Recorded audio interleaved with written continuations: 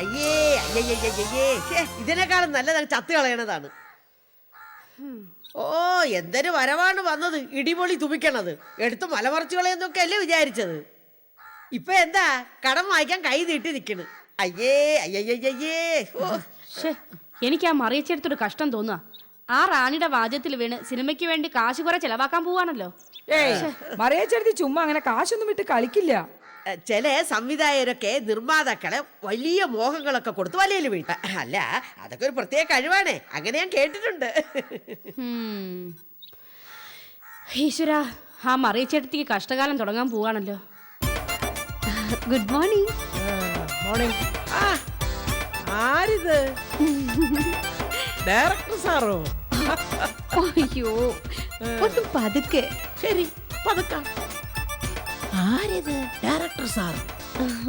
അല്ല, ഞാനന്ന് പറഞ്ഞ കാര്യമില്ലേ, ഫൈനാൻസ് ചെയ്യല്. ഞാൻ അതിനെ കുറിച്ച് ആലോചിച്ചു കൊച്ചേ.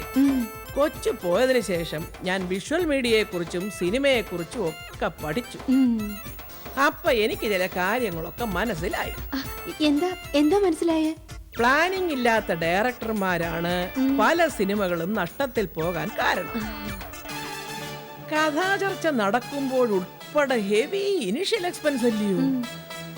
ലക്ഷങ്ങൾ ചെലവാക്കി ഫുഡ്, 10,000 ചെലവാക്കി ലൊക്കേഷൻ കാണൽ. അവസാനം പടം തുടങ്ങുന്ന സമയത്ത് വലിയ ഒരു തുക പ്രൊഡ്യൂസർക്ക് പൊട്ടിയിട്ടുണ്ടാവും.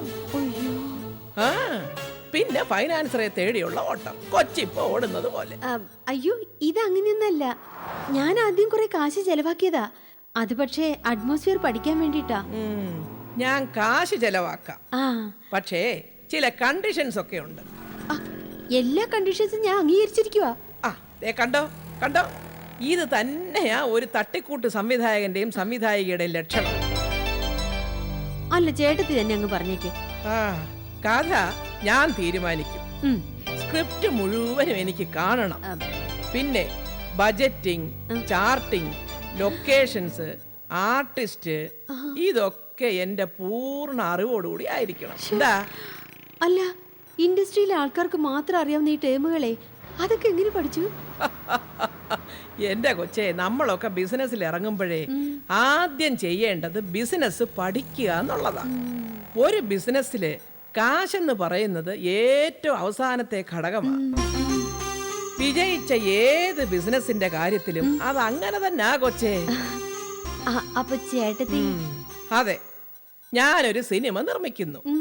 എന്റെ മനസ്സിലെ സിനിമ റാണി സംവിധാനം ചെയ്തു തരുന്നു. എന്താ? അപ്പോ വരുന്ന തിങ്കളാഴ്ച ഞാൻ വീട്ടിലോട്ട് വരും. തിങ്കളാഴ്ച നല്ല ദിവസമല്ലയോ? ഞാൻ പറഞ്ഞില്ലേ, മറിയച്ചേട്ടത്തിയുടെ കാര്യം പോക്കായി. അനുകൂലമായിട്ട് എന്തൊക്കെ സംസാരിച്ചെന്നാണ് അറിയാൻ കഴിഞ്ഞത്. അങ്ങനെയാണെങ്കിൽ സതീന്റെ തറയിലൊന്നും ആയിരിക്കില്ലല്ലോ നിൽക്കുന്നത്.